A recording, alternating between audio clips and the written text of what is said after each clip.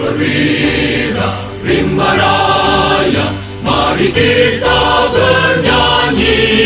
Indonesia tanah airku, tanah tumpah darahku. Di sanalah aku berdiri, jadi pandu hidup.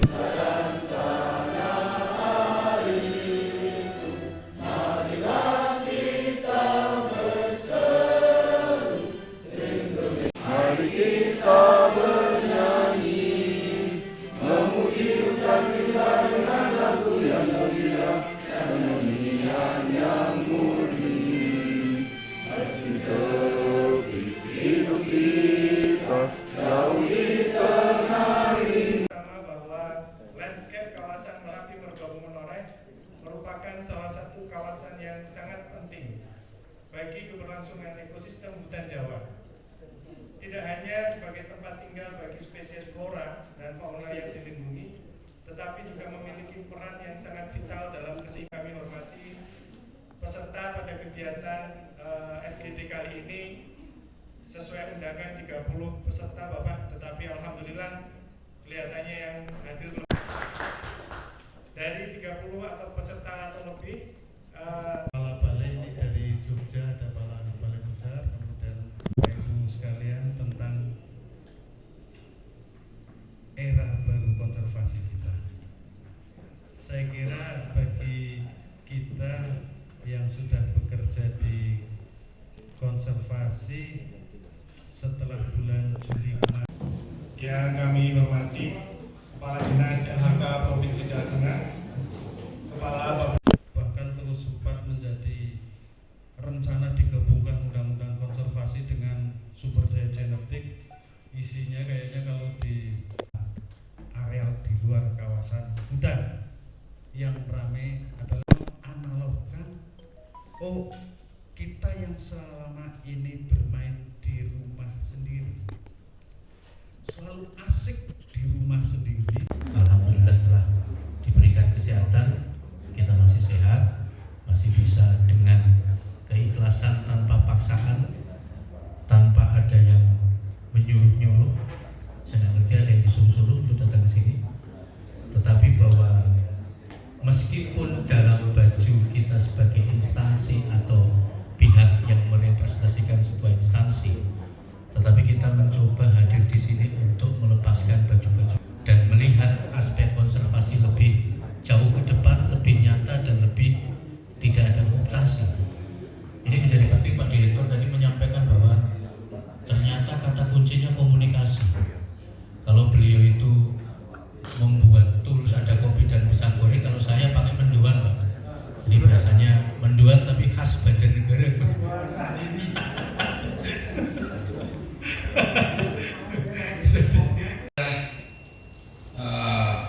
Yang ke bawah mas, yang selamat diet. Jadi selamat Sekali belum tersentuh. Itu udah berapa macam warna, di warna hijau dan warna kuning kawasan kita pun tanah yang dibebani hak milik orang perorangan yang mungkin kecil. Saya nyatakan secara resmi dibuka. Karena saya ngomong sangkir kopi dan pisang goreng, kopinya keluar. Pisang gorengnya jangan lupa, Mas. Terima kasih, mohon maaf kalau ada hal-hal yang kurang berkenan. Assalamualaikum warahmatullahi wabarakatuh. Dan keyakinan masing-masing, bagi yang beragama Islam, kami persilakan untuk mengikuti doa ini. Dan bagi yang beragama Muslim, alhamdulillahirabbil alamin, hamdan syakirin, hamdan na'imin, hamdan yafiqin wa fi majidah, ya rabbana lakal hamd, kama yanbaghi lijalali sultanik. Allahumma shalli ala sayyidina Muhammad. Maha Pengasih lagi Maha Penyayang. Pada hari dan kemudian kita lanjutkan lagi untuk berdiskusi agar lebih fokus, lebih tahu arahan. Mas Wawan itu penjaga petung Dewa, bener nggak? Mbak Nela itu Muria. Kemudian juga terima kasih Satrio Kinumpet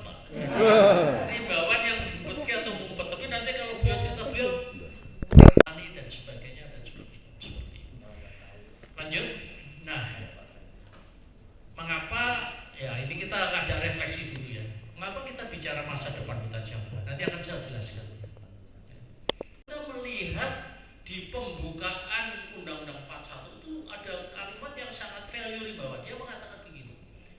Das atau provinsi yang luasnya di bawah yang luasnya di atas 30% masih luas itu tidak boleh semena-mena untuk menurunkan hutannya karena ada batas minimal 30.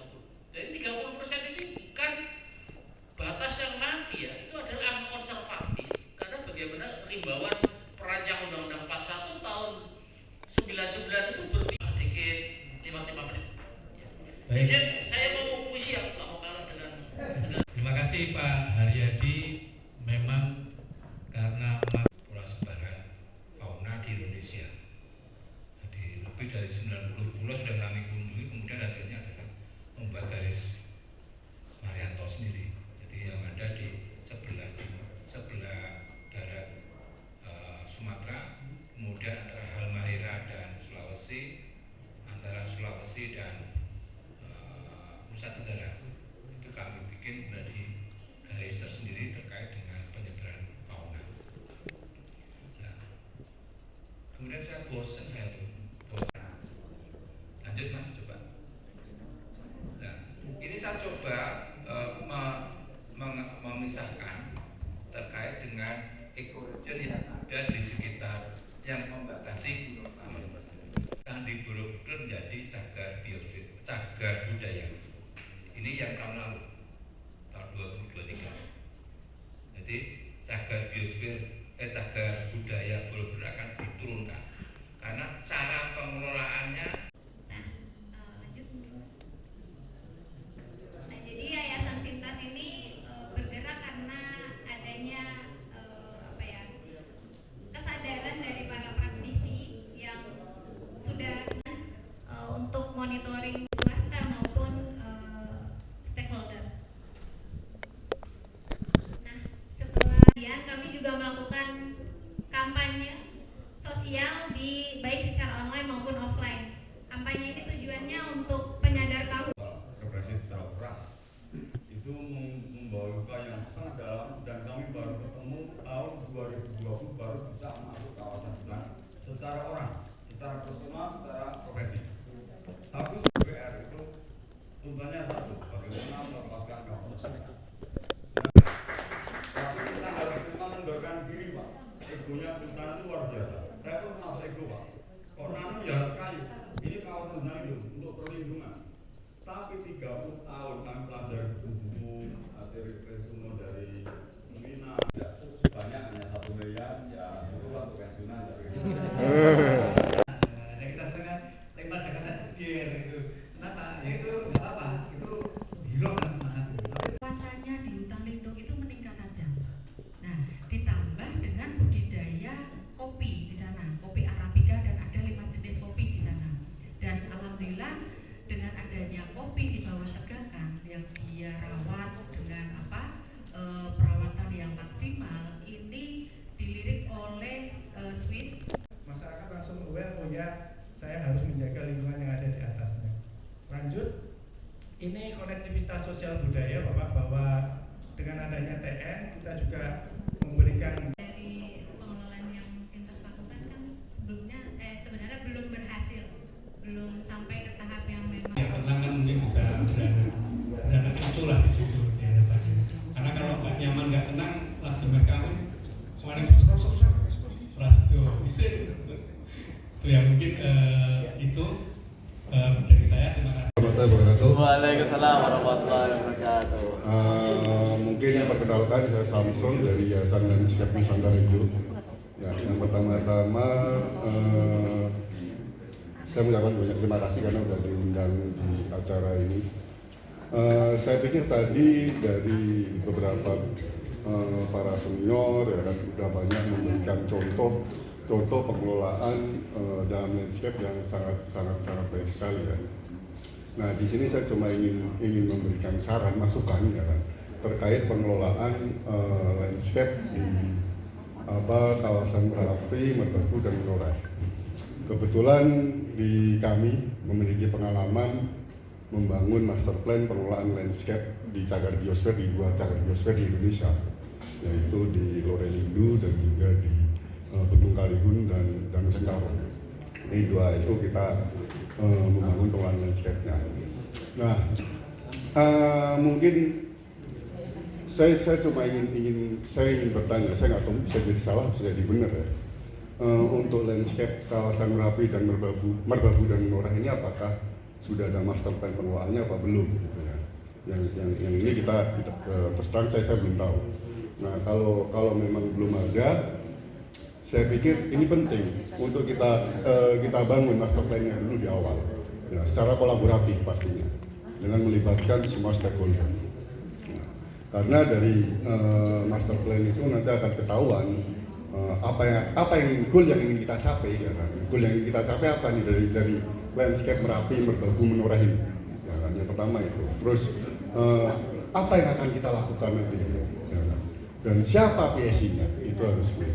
Nah, memang dari sisi skala, kalau di mana namanya di tempat lain, ya, kalau kita mengacu pada tools yang ada yang berlaku secara global, yang itu dipercaya, dipakai kan. Selama ini banyak mengadopsi 2 konsep, yaitu konsep HCV dan HCS. Di mana kalau HCS ini kaitannya dengan isu deforestasi, ya, isu deforestasi yang sekarang jadi isu global, ya.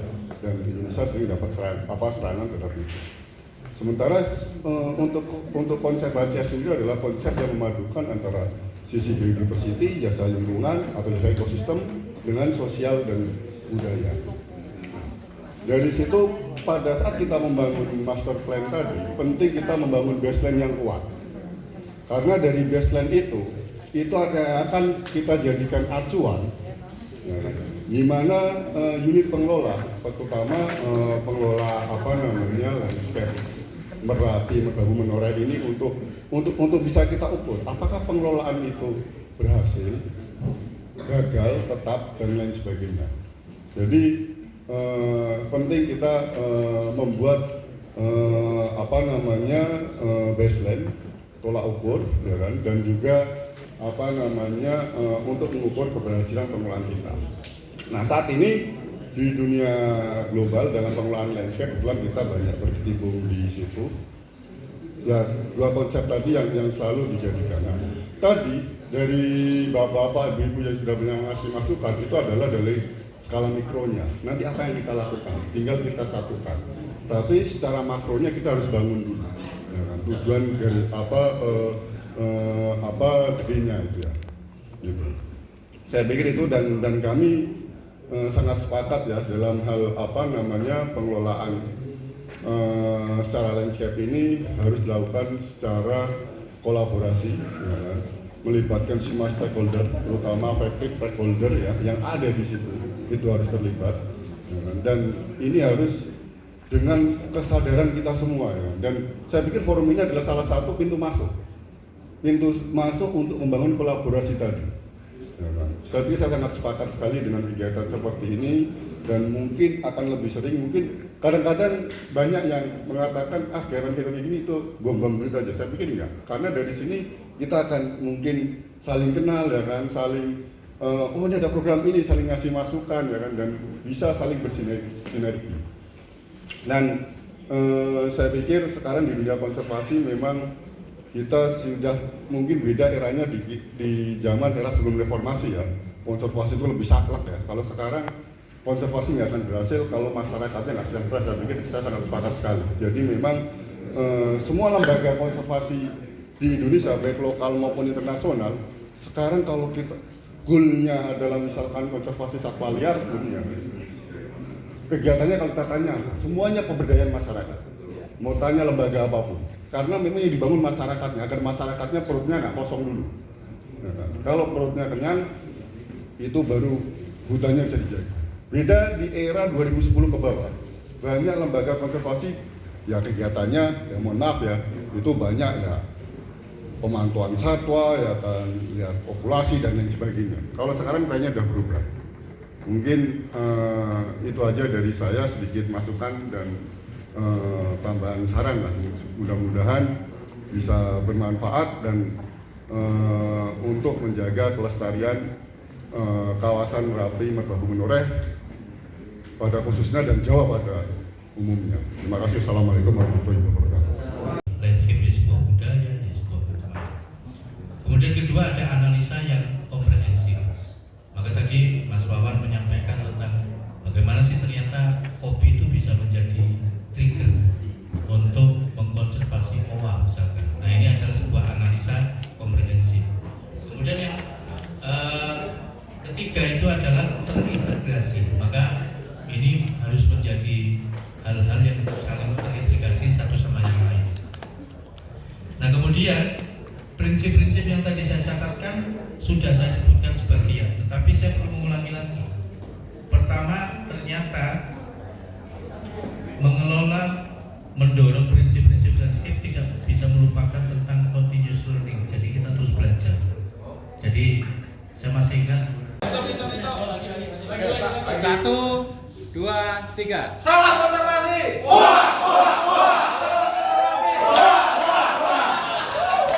Puji hutan rimba dengan lagu yang gembira dan nyanyian yang murni.